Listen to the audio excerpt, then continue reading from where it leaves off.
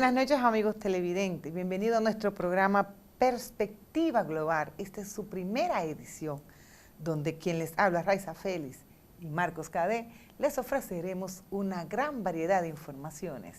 Así es, Raiza, y en este nuestro primer programa de Perspectiva Global hemos tratado de siempre mantener un contenido informativo, educativo y de orientación, de tal manera que usted, amigo televidente, tenga una visión y una perspectiva de lo que pasa en la sociedad dominicana en diferentes ámbitos, desde el punto de vista económico, social, político, ambiental, tecnológico, inclusive hasta en el ámbito de entretenimiento, porque Perspectiva Global es una revista informativa y educativa en la cual usted tendrá información que le permita tomar decisiones y analizar los contextos nacionales e internacionales.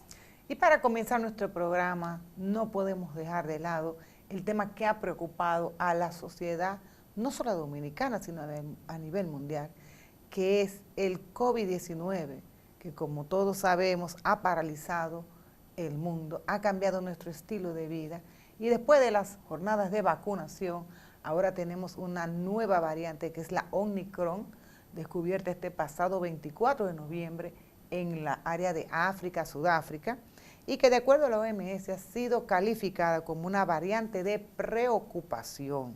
Ciertamente, al ser señalada como una variante de preocupación, los primeros hallazgos indican que desde octubre ya estaba circulando esa nueva variante, producto de la misma composición del virus y de su misma mutación en varios países sudafricanos, y que había llegado inclusive a Europa, primero a Holanda, entró por Holanda, en unos vuelos que habían llegado específicamente desde Sudáfrica hacia Holanda. Sí, como señala Marcos Cadé, la preocupación por el Omicron se debe fundamentalmente a que acumula una cantidad de mutaciones sin precedentes en la proteína Spike de hasta 32, que es una parte fundamental en la que se enfocan los sueros y vacunas desarrollados hasta la fecha.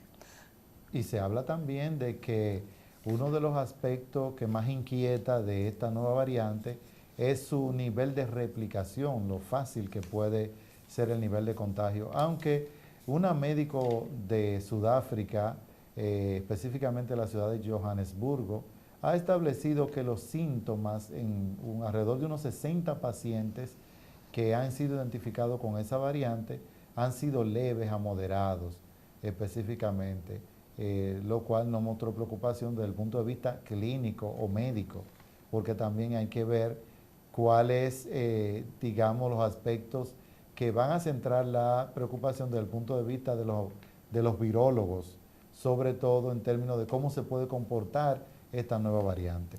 Sí, mientras tanto las recomendaciones es mantener los distanciamientos, las mascarillas, los cuidados, tratar de que la población continúe vacunándose. Que la gente se vacune, porque todavía tenemos tasas de vacunación a nivel mundial en muchos países, sobre todo en países africanos, muy bajas.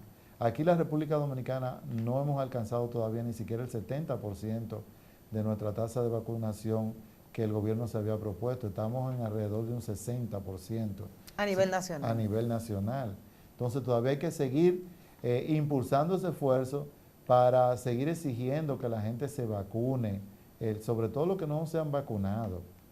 Y la otra preocupación que ha invadido a los países europeos y Estados Unidos ha sido, digamos, lo relativo a cómo se comportará esta nueva variante, y han tomado medidas drásticas como cerrar o limitar la entrada de visitantes de países de Sudáfrica. Pero ya en Europa la variante ha sido descubierta en Holanda, en Alemania, en España, y Italia y en muchos otros países. En Norteamérica y ya en Canadá también. Se habla de posibles casos. Y ya al nivel que va es imposible lograr, digamos, que la limitación de viaje pueda surtir efectos. Lo que sí va a provocar es un freno en la economía y va a afectar tremendamente el turismo si se toman medidas muy drásticas de cerrar las fronteras. Bueno, y por otro lado, Marcos, volviendo al ámbito local, el gobernador del Banco Central, Valdés Albizu, acaba de explicar en esta semana que la economía dominicana registró un incremento de un 12.4% entre enero y octubre de este año, con una proyección que apunta que para finalizar este 2021 habrá un crecimiento del PIB, Producto Interno Bruto, de un 11%. Si recordamos las proyecciones tanto del Fondo Monetario Internacional como del Banco Mundial, situaban ese crecimiento, un estimado entre un 9.1 y un 9.5, o sea que es una noticia muy positiva. Muy alentadora para el país, sobre todo, Raiza, si se toma en cuenta que el 2020 la situación del virus provocó una caída drástica de la economía y no se esperaba que pudiéramos tener una recuperación tan rápido y tan elevada. Claro está, esta recuperación económica se le atribuye principalmente al sector privado, el dinamismo que ha habido en sectores que van desde el turismo, la construcción, servicios y otros ramos de la economía que se han comportado tremendamente bien, incluso por encima de las expectativas que tenía el gobierno. Se ha producido esta recuperación económica, porque de hecho muchos economistas señalan y muchos analistas de opinión pública que ni siquiera el esfuerzo gubernamental que se esperaba con la inyección de capital y con el arranque de obra se produjo por lo menos los primeros 10 meses del año. El gobierno estuvo muy tímido en la inversión de capital y en la inversión en grandes obras de desarrollo, con lo cual tampoco hubo un estímulo del punto de vista oficial, sino más bien el estímulo vino desde el lado privado.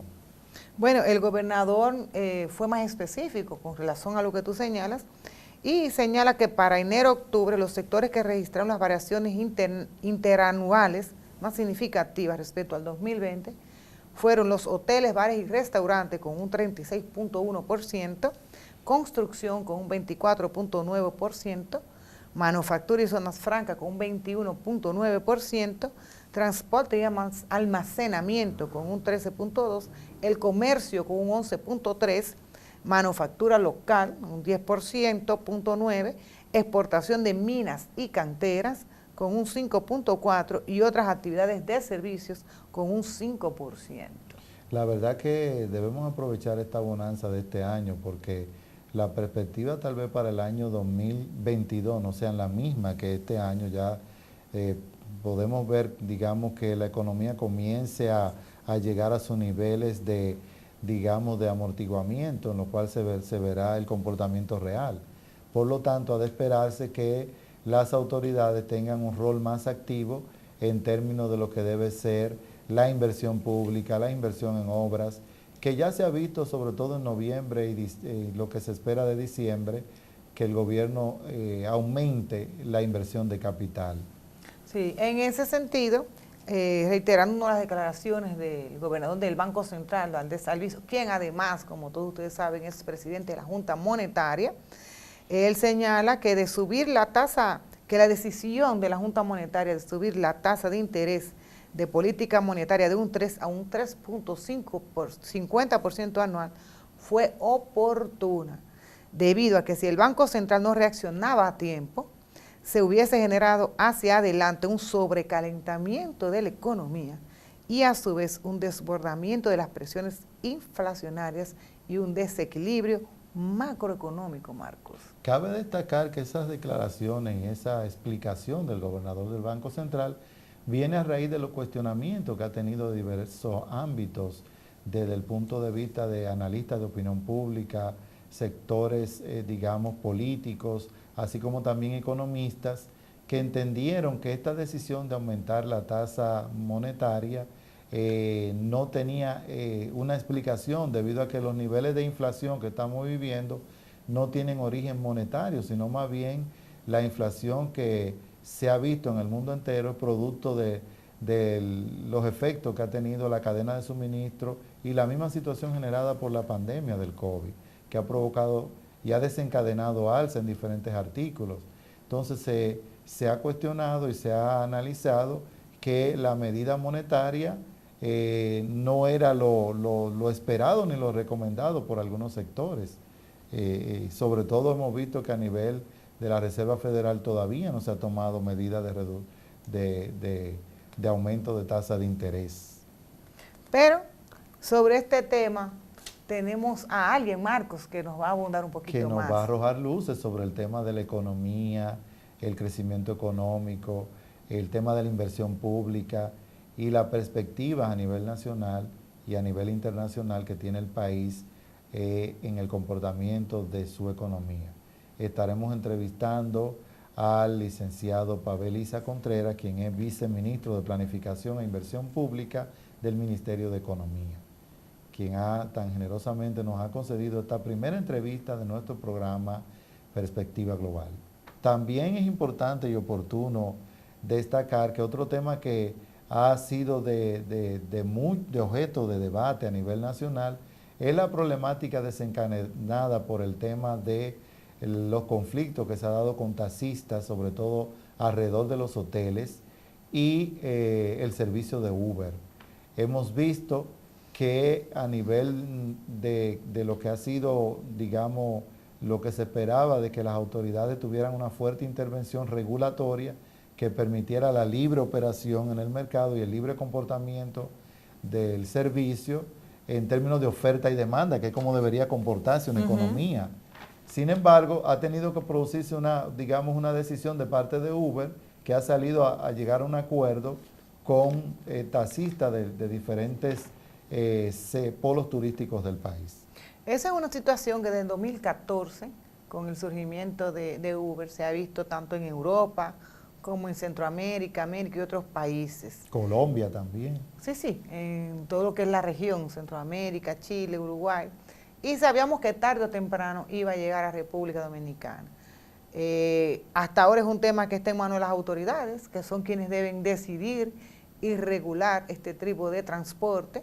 En algunos países ya se han hecho leyes y hay que esperar a ver qué va a decidir. ¿Qué es lo que procede? Debe manejarse desde el punto de vista regulatorio, que las autoridades establezcan un clima, digamos, un marco legal y un marco regulatorio, que se apoyen en el marco legal existente y produzcan la regulación y se evite dejar el tema a que los monopolios se conviertan en un problema que le impidan al ciudadano acceder a un servicio de calidad y a precios competitivos. Pero que sean seguros. Correcto. Que sean seguros, porque ahora mismo usted se inscribe, su vehículo no pasa ni siquiera por una inspección e inicia el trabajo.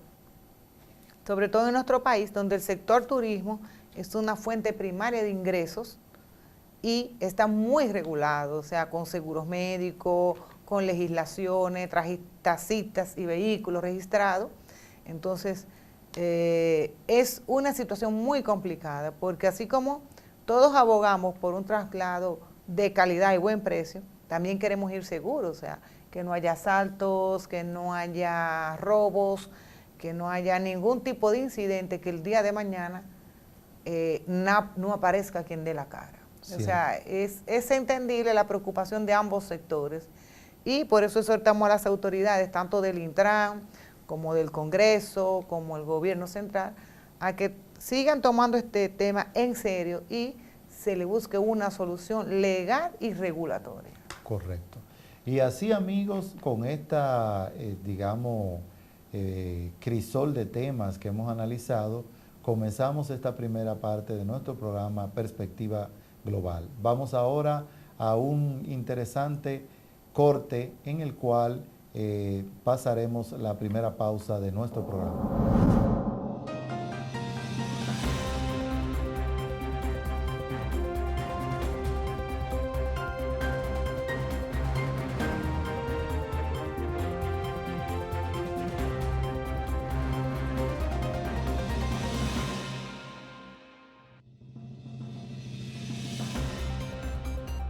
¿Cómo y cuándo podrás ver a simple vista el cometa?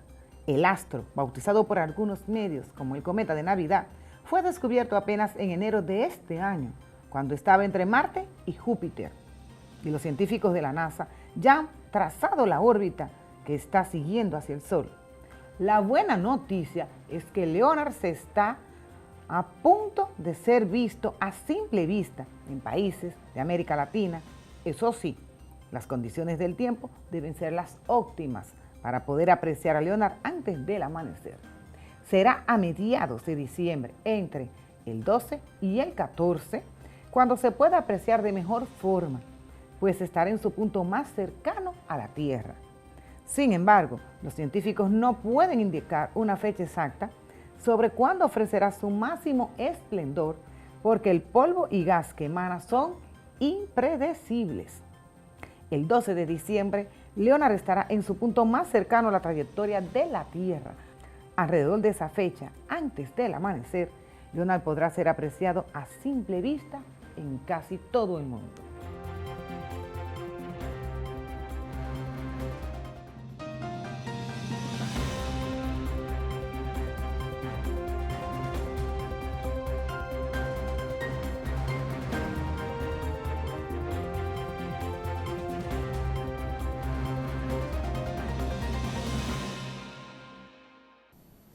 Bien, en esta semana, como le comentábamos al principio, vamos a compartir una interesante entrevista con el viceministro de Planificación e Inversión Pública del Ministerio de Economía, el licenciado Pavel Isa Contreras. En esta entrevista abordamos temas que tienen que ver desde el punto de vista del comportamiento de la economía, el gasto del gobierno, el tema de la deuda, entre otros más. A continuación, nuestra primera parte de la entrevista con el licenciado Pavel Isa Contreras. Gastar bien es difícil. Gastar no es tan difícil, pero gastar bien es bastante difícil. Y gastar cumpliendo con todas las normas y los procedimientos que tiene el Estado es toda una misión. Y eso es lo que ha pasado. En el primer semestre del año, el esfuerzo que tuvo que hacer el gobierno, subestimado en un inicio, para hacer que los proyectos de inversión efectivamente cumplieran con todas las normas, fue muy intenso. Lo primero es que los proyectos de inversión que estaban en el presupuesto de 2021 eran proyectos de arrastre.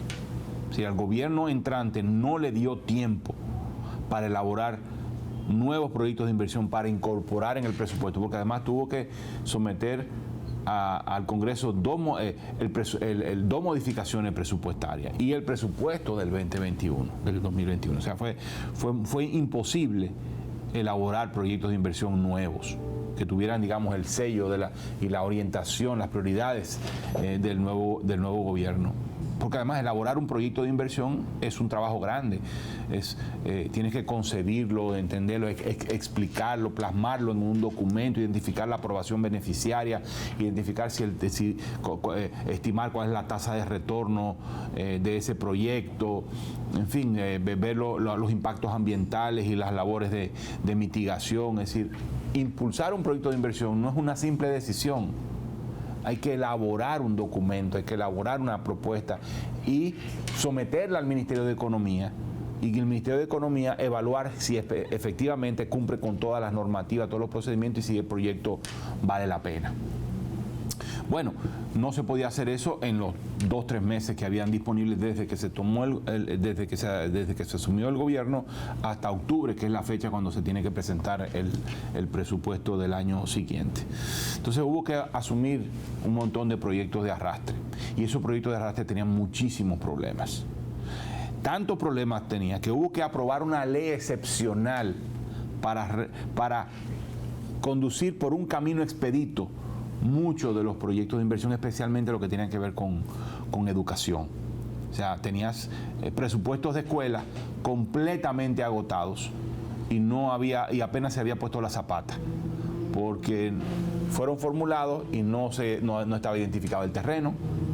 El terreno que al final se identificó era un terreno muy complicado y las labores de cavación se llevaron todo el presupuesto. ¿Ya? Y no tenía dinero. Estaba el proyecto, pero no tenía, o sea, ya estaba agotado. O el trabajo implicaba un presupuesto mucho mayor, por ejemplo. Entonces todos esos nudos legales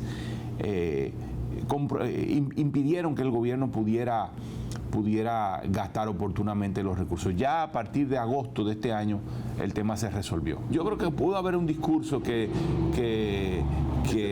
se percibe así, pero no era la idea. Nunca el gobierno se planteó gastar menos, sino que se planteó gastar bien.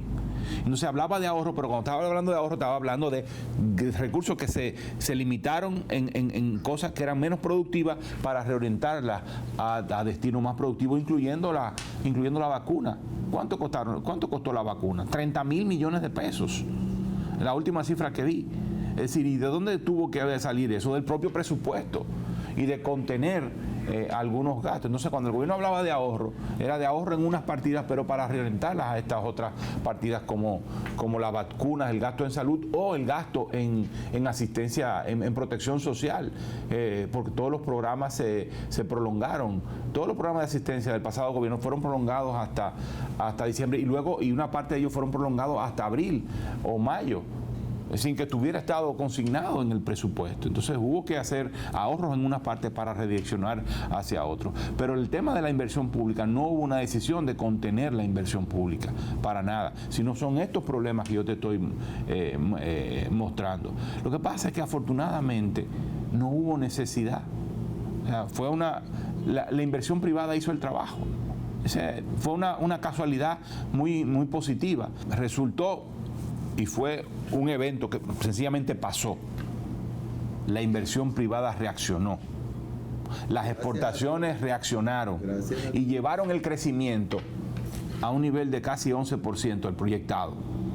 O 10.7% el proyectado a final de año, posiblemente termine siendo un poco mayor. Sabes que las estimaciones suelen ser un poco cautas, para que no pecar de sobreoptimismo, pero pudiera alcanzar el 11%. En la primera parte del año, la inversión pública estuvo muy rezagada, sin duda, y hasta julio estuvo muy, muy rezagada. La inversión privada hizo el trabajo de recuperación y llevar el crecimiento no solo al 11% con respecto a 2020, sino por encima de 3.5% comparado con 2019. O sea, al final de cuentas tú no necesitaste, y fue una casualidad positiva, que al final no necesitaste un nivel, en términos macroeconómicos, un empuje de demanda agregada como el que te pudiera dar la inversión pública. Si ese empuje de demanda agregada se hubiera dado, es posible que la economía se hubiera recalentado, hubiéramos tenido mayores problemas de abastecimiento. Ya teníamos, con el nivel de crecimiento que estamos teniendo, ya tenemos problemas de abastecimiento de cemento, de abastecimiento de algunos insumos básicos. Si tú le hubieras metido el shock de inversión pública, se hubiera complicado aún más. ¿Ya? Pero otra vez, eso no fue buscado, sencillamente pasó. ¿Ya? Obviamente, sí hubo, la rezago en la inversión pública tiene un costo, y es el que tú estás diciendo. Y aunque macroeconómicamente no tuviste la necesidad, siempre tú tienes la necesidad social, económica, productiva. Y yo creo que ese es un argumento muy sólido para tratar de evitar que eso suceda. Y mantener el ritmo de inversión constante, porque el rol más importante de la inversión pública no es el crecimiento económico, es el servicio económico y social que ofrece la infraestructura. No hay duda de eso. No hay duda de eso. Digamos que hubo una casualidad afortunada. El gobierno tuvo suerte, sin duda, de que en realidad la economía a nivel macroeconómico no necesitara y reaccionara y no necesitara. Eso fue una suerte, sin duda. Pero también el gobierno, debo decir, tomó una decisión entre gastar mucho y rápido para reactivar la economía y gastar bien. Optó por gastar bien. Fue una decisión consciente, ¿ya? Es decir, con todo el costo que eso implica, porque si tú no gastas oportunamente y la inversión privada no hubiera reaccionado, hubieras tenido una recuperación mucho más lenta. Pero hubo una decisión al más alto nivel que dijo, entre gastar mucho para recuperarnos pronto y gastar bien y preservar los recursos públicos y hacer que las cosas se hagan como debe hacerse, hubo una decisión de optar por lo segundo. Porque el mensaje de la ciudadanía fue muy claro, no más corrupción. ¿No? Y entonces se respetó mucho eso y hacer las cosas como la norma dice. ¿Ya? O hacer una norma que se ajuste al tiempo extraordinario que se estaba viviendo, como el caso de la ley particular que permitió saltar algunos pasos para poder ejecutar los proyectos, en particular acelerar proyectos sin descuidar la regulación en lo fundamental. Ahora ya estamos a un ritmo de 10.000, 11.000 millones de pesos por mes, que es un ritmo adecuado. Pero realmente donde va a haber la diferencia en términos del déficit no es por el lado del gasto de capital, es por el lado de los ingresos. Es decir, es cierto que el gasto de capital no va a terminar siendo, va a rondar probablemente el 60 o el 70% de lo como mucho, de lo presupuestado. Pero, de todas maneras, nos queda la satisfacción, uno, de que el gasto de capital que se está realizando es de más calidad. Y nos aseguramos de que cumplieran con todos los procesos, los procedimientos.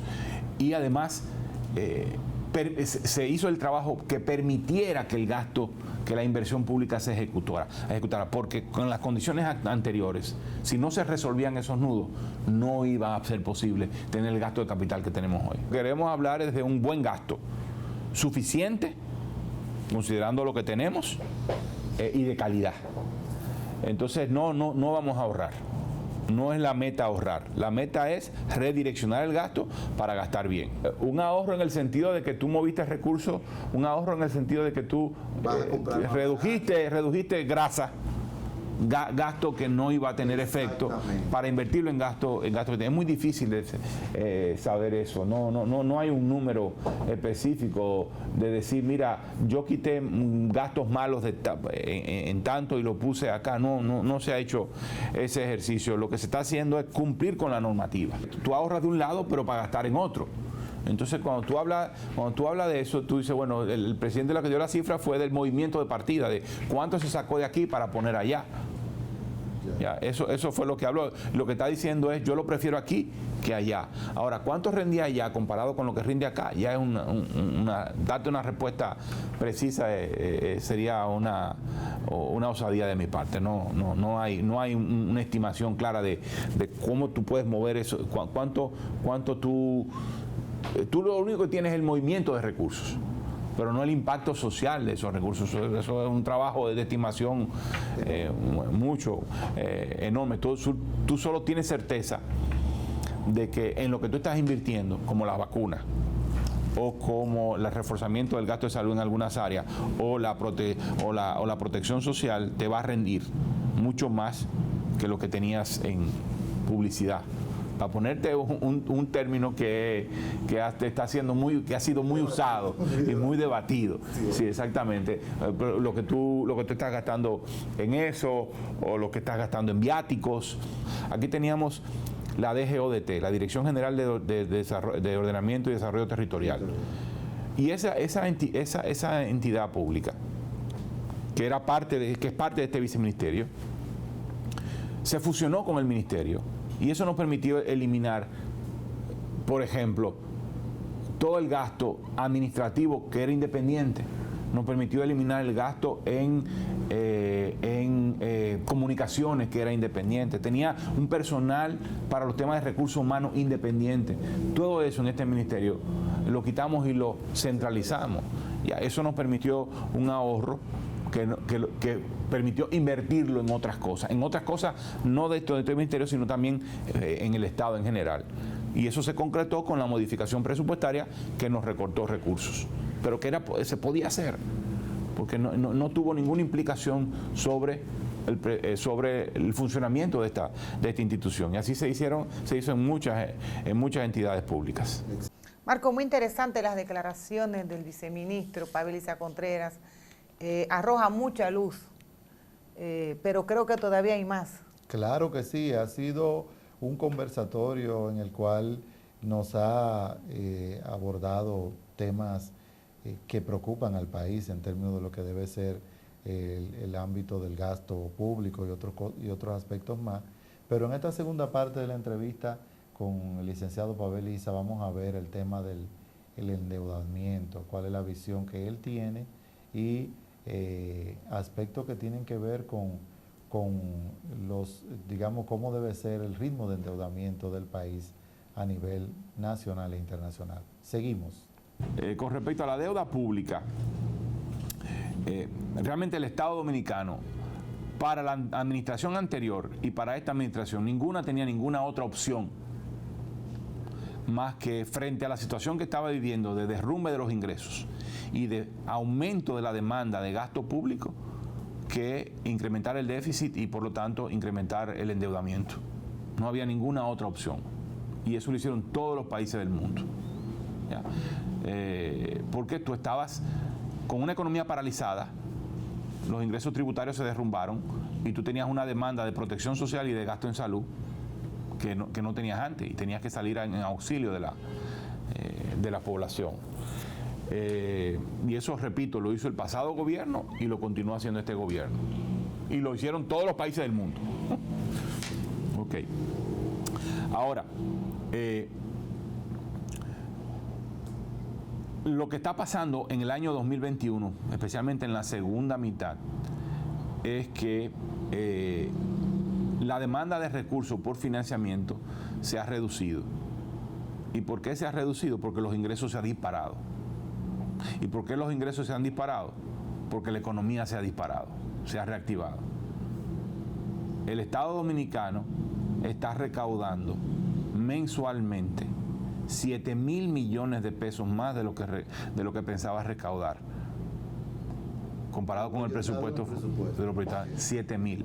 ¿Con relación a lo presupuestado? Con relación a lo presupuestado, en el presupuesto que se aprobó en el 2000, a finales de 2020 para 2021. Sí, para este año el presupuesto. Eso, lo que pasa es que hubo una reformulación del presupuesto a mediados de año. No me tengo comparado con el reformulado, sino con el original. Eso va a dar 70,000 millones de pesos más de ingresos. Es una cifra impresionante. 1.000 millones. 70,000. 70,000 millones. Sí, si tú calculas 7,000 millones, no más de 80,000, perdón, más de 80,000 millones de pesos más. De casi medio punto del PIB, ¿no? No, uno y pico. Casi dos, porque 1.75, porque son 50,000 millones. Casi un punto. Sí. Entonces, estamos hablando de una cifra. Entonces, eso ha permitido que el endeudamiento interno se haya reducido. Porque los bonos soberanos se emiten una vez o dos veces. Entonces ya tú adquiriste el compromiso de una sola vez, mientras que el endeudamiento interno se va emitiendo en función de las necesidades, digamos, mes a mes. Entonces, lo que ha pasado es que se ha reducido la demanda de financiamiento interno. ¿Ya? Como ya tú contrataste el externo, se ha reducido el interno. Ahora bien, esto es el resultado de una situación extraordinaria. La situación extraordinaria de la pandemia, pero la situación ahora extraordinaria de la recuperación. Eso no se va a repetir en 2022. En 2022 volvemos a la situación pre-pandemia, en donde el Estado va a requerir de financiamiento para cubrir su déficit.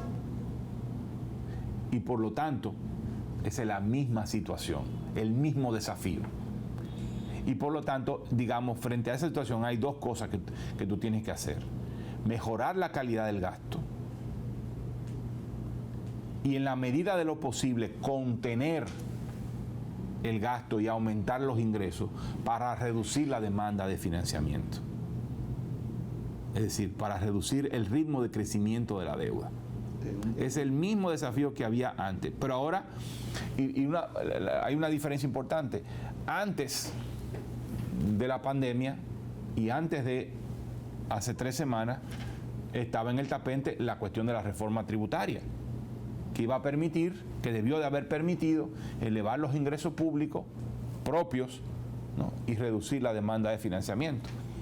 Como eso no se dio, entonces la situación es mucho más complicada, porque vas a tener que reducir la demanda de financiamiento sin nuevos recursos. Es la misma situación, es decir, tenemos una situación de deuda, tenemos un problema de deuda y lo seguimos teniendo. El gobierno va a incurrir en un déficit este año. De hecho, Hacienda está proyectando un déficit del 3% del PIB. Probablemente, a pesar de eso, yo pienso que va a ser menor. Yo pienso que sí. Que va a ser menor. Digamos que puede ser del 2% del PIB. Cuando tú tienes un déficit... El gasto de capital como el proyecto. Pero no, es que el gasto de capital, lo que tú vas a dejar de gastar, es que el gasto de capital representa el 15% del presupuesto. Pero es que además no estamos O sea, eso... estamos hablando de reorganización de los gastos. Pero bueno, o sea, como es una fracción, eso no tiene tanto impacto en el donde está el impacto es en el ingreso. El ingreso es lo que te explica lo que está pasando. El aumento en el ingreso fue tan grande que el gobierno no tuvo que endeudarse tanto como pensaba. Se endeudó a nivel internacional, pero no a nivel doméstico. Entonces, el aumento de la deuda este año va a ser menor de lo que nadie esperaba. La deuda interna. Y entonces la deuda total, por lo tanto. Pero la interna se disparó. No, la deuda externa creció igual que en el 2019. El déficit del sector público rondaba, digamos, de 2008 en adelante, en promedio un 2.5-3% del PIB. Y eso es lo que tú te endeudas, en términos netos. Va a cerrar esa brecha, porque lo otro que tú te endeudaste más de eso, sí, pero tú pagaste deuda. Entonces, cuando tú agarras de todo lo que tú endeudaste, de todo lo que tú tomaste prestado, tú una parte lo pagaste en deuda, la diferencia es lo que te llena la brecha entre los ingresos y los gastos. ¿Cuánto tú tomaste más prestado de lo que pagaste deuda? Y ese es tu déficit, eso es igual al déficit. Y ese déficit fue equivalente al 3% del PIB o al 2% desde 2008. En el presupuesto del 2021, esa cifra fue la que se puso para ejecutar el presupuesto. Entonces, el endeudamiento externo respondía a ese 3%. Al final, va a terminar siendo menos.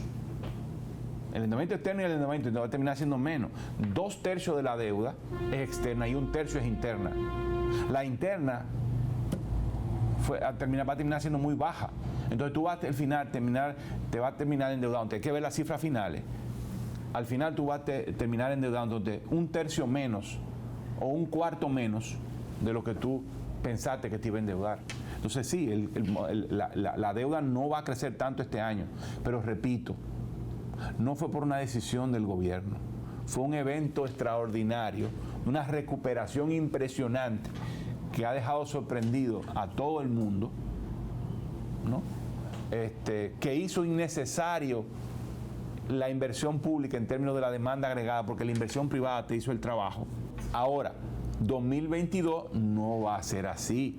Al 2022, reinsisto, volvemos a la situación pre-pandemia con los mismos desafíos de deuda que antes. De enfrentar cómo reducimos el déficit sin que eso implique un comprometer los servicios que el Estado ofrece a la población. Cómo tú recaudas más sin nuevas figuras impositivas y sin cambio en la tasa. Cómo tú haces más eficiente la recaudación, cómo tú rediriges gastos y contienes gastos sin comprometer la calidad de la participación del Estado en el desarrollo. Ese va a ser el desafío. Efectivamente, o sea, aunque la economía se ha recuperado con mucha virulencia, el empleo no se ha recuperado con la misma intensidad. Pero a pesar de eso, el total de empleo que tenemos ahora es el mismo que teníamos antes de la pandemia. O sea que el empleo total se recuperó completamente en términos del volumen de empleo. Así mismo, como te lo estoy diciendo, el total de personas ocupadas hoy es el mismo número que el total de personas ocupadas antes de la pandemia. Ahora, tienes dos problemas.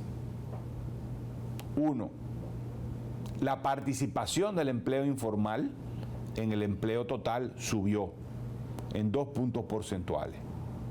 Es decir, la calidad del empleo se deterioró. Ha habido recuperación, pero la calidad que hemos logrado hasta ahora todavía no llega a la calidad que teníamos antes de la pandemia. ¿Ya? Y ya antes de la pandemia era un problema, porque el 48%, el 48% del total de empleo era formal y el 52% era informal. O sea, y ahora el 46% es formal y el 48% informal. O sea, y el 54% informal. Entonces tenemos un problema de calidad del empleo. Los ingresos reales también se han deteriorado porque la inflación se ha duplicado aquí y en todo el mundo. Porque el golpe de la pandemia fue tan severo en las cadenas de abastecimiento y en la capacidad de producción que cuando vino la recuperación, la producción no se pudo recuperar a la misma velocidad y lo que hubo fue aumento, lo que está viendo es aumento de precios. Eso es lo que está pasando. Entonces, tú tienes un empleo, si bien ya tú tienes el mismo empleo que antes, el empleo es de menor calidad y con precios más elevados. Yo creo que está haciendo una cosa que es absolutamente esencial y es aumentar los salarios mínimos. Y logró un aumento sin precedente del salario mínimo en las empresas no sectorizadas, digamos, en el salario mínimo no sectorizado. O sea, nunca habíamos visto un aumento del salario mínimo tan significativo como el que vimos, como el que decidió el Comité Nacional de Salario. Debo decir que, bueno, eso. Entonces, ahora es en dos fases. Una primera fase ahora y otra fase en enero. En enero viene otro aumento de salario. Acuérdense que en dos fases. Ahora se logró con el sector turismo. Y van a seguir con los otros sectores. Viene Zona Franca y luego vienen los otros agrícolas, vienen reajustes salariales en todo. Entonces eso debe ayudar a elevar el salario real y contrarrestar el aumento en los costos. Ahora, hay todo un desafío de mejorar la calidad del empleo en este país. Y el empleo es la primera política priorizada del gobierno, el empleo formal. ¿Ya? Más allá de la epidemia, ¿no? Y eso, ¿cómo tú logras empleo decente, digno, con mayores salarios? Pues teniendo políticas de desarrollo productivo que generen dinamismo en los sectores que crean empleo. Pero además una política de desarrollo productivo que transforme las empresas, las unidades productivas de todos estos sectores, de tal manera que demanden, de tal manera y que se transformen desde empresas o emprendimientos informales hacia empleos más formales y modernos que demanden fuerza de trabajo de más calidad y paguen mejores salarios. Y luego tienes el otro desafío que es formar la fuerza de trabajo que vaya a trabajar a empresas que tengan mucho más calidad y que demandan fuerza de trabajo más calificada. Entonces el desafío es a largo plazo, no lo vas a poder resolver en lo inmediato, pero el desafío es a largo plazo de transformar la producción de este país, teniendo políticas de desarrollo productivo, que es lo que se abandonó en este país en los 80, después de la crisis de la sustitución de importaciones, la crisis de la deuda, la década perdida, retomar la política de desarrollo productivo, retomar la política de desarrollo industrial. Y ahí el Ministerio de Industria y Comercio está dando pasos en esa dirección. Me parece interesante, es la primera vez que veo que se están dando pasos concretos, con cuidado, porque no hay receta para la política industrial. Hay que ir probando, cada país tiene su propia dinámica, hay que ir probando. Pero también se está haciendo un esfuerzo en el lado del sector agrícola, ¿ya? Aunque yo creo que hay que darle mucho más empuje a eso. Y luego está todo el tema de la educación. O sea, hay un problema de educación. Tú no puedes desarrollar empresas modernas que paguen salarios más altos y que demanden fuerza de trabajo más calificada y al mismo tiempo no producir esa fuerza de trabajo calificada a través del sistema educativo. ¿Ya? Pero lo que pasó con el sistema educativo a nivel de preuniversitario después del sector, o sea, los tres sectores más afectados por la pandemia, pero de una manera muy fuerte, fueron: 1, el turismo; 2, la industria cultural; y 3, la educación.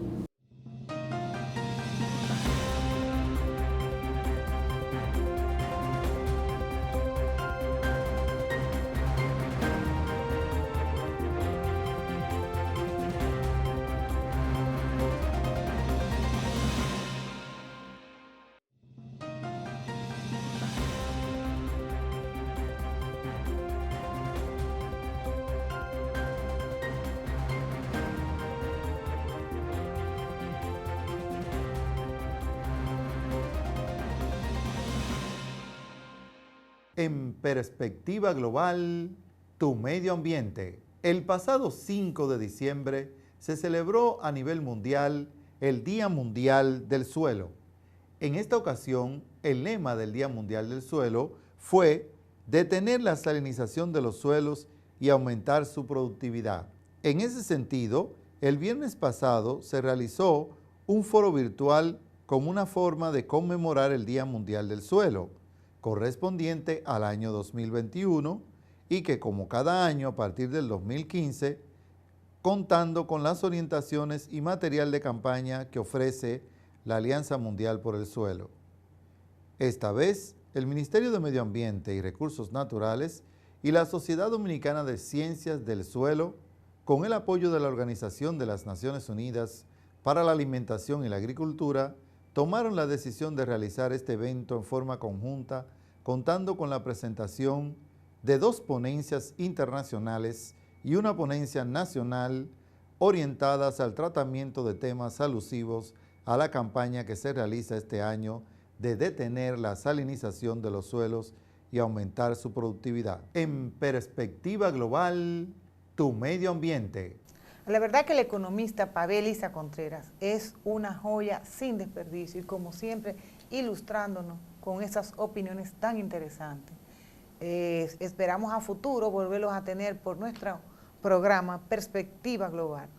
Pero no todo puede ser tan serio, Marcos. Cierto. Hay muchísimas otras cosas más que queremos compartir con ustedes, como lo que viene a continuación. Sí. Háblanos de qué se trata, Raiza. Bueno, recientemente en el destino turístico de Punta Cana se abrió una galería de arte abierta al público. Se llama Obra en Proceso, del artista Óscar Abreu. Ahí tuvimos la ventaja de asistir gracias a una invitación de nuestra amiga y colega Ibelice Villegas, Marco. Entonces, Óscar es un artista maravilloso, ustedes van a ver su obra. En esta galería, Óscar no solo va a tener una exposición abierta, sino que piensa hacer un gran centro cultural donde haya un museo, donde haya área de lectura, donde hayan cafeterías, o sea, dar toda esa oferta que a pesar de Bávaro Punta Cana ser el destino número 1 del Caribe, incluyendo el Caribe mexicano, no contaba con esos recursos, con esa oferta cultural.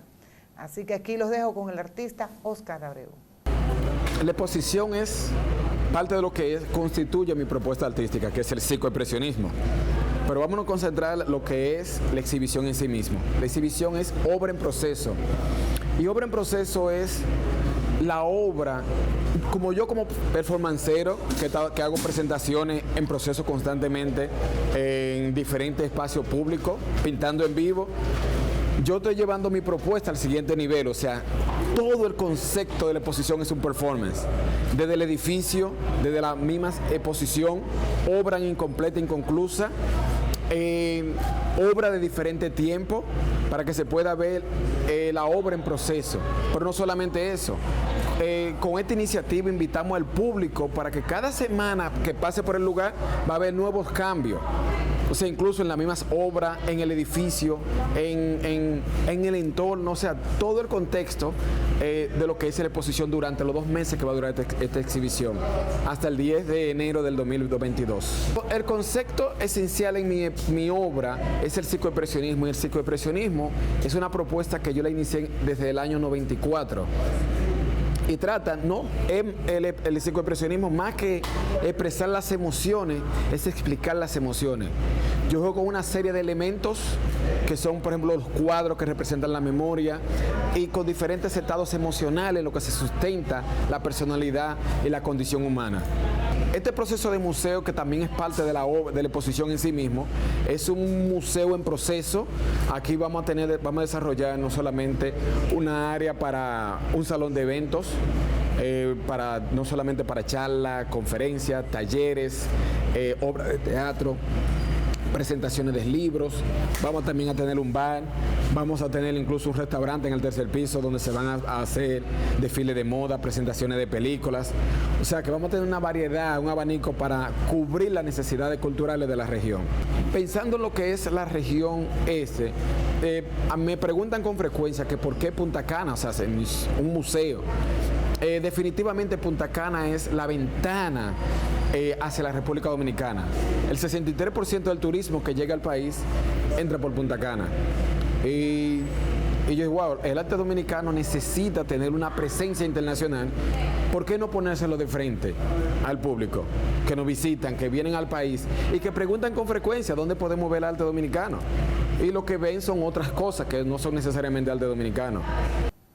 Oye, qué interesante la obra expuesta por este artista y ver que por primera vez en un destino tan importante como Bávaro Punta Cana se puede disponer de esta oferta cultural en la cual nuestro público que nos visita desde el país y desde otras latitudes tienen acceso a esta nueva alternativa cultural. Y lo interesante es el concepto, obra en proceso. Si ustedes se fijan en las imágenes, todavía no está terminada la obra. O sea, es la primera vez que yo veo una galería que comienza a operar sin estar terminada. Y esa construcción a medias es parte de la obra, de la exposición. O sea, es una iniciativa muy interesante. Y brillante el concepto, obra en proceso. Obra en proceso. Y como él nos comentaba, decía, si no arranco, no voy a arrancar. Eso. Entonces voy a comenzar. Entonces le digo, bueno, pues usted está en una zona... No, yo tengo seguridad. Qué bueno. Y es algo muy interesante para este destino. Y Marco, el tiempo es corto. Lamentablemente llegamos, o afortunadamente llegamos al final de este programa, porque, digo afortunadamente porque vamos a seguir trayéndole a ustedes contenidos variados, porque también vamos a tener secciones en nuestro programa de diversos temas. No dejen de seguirnos a través de las redes sociales que están aquí abajo, ustedes las pueden ver, y la próxima semana continuaremos aquí en Perspectiva Global por BBTV, Canal 28 de Activa.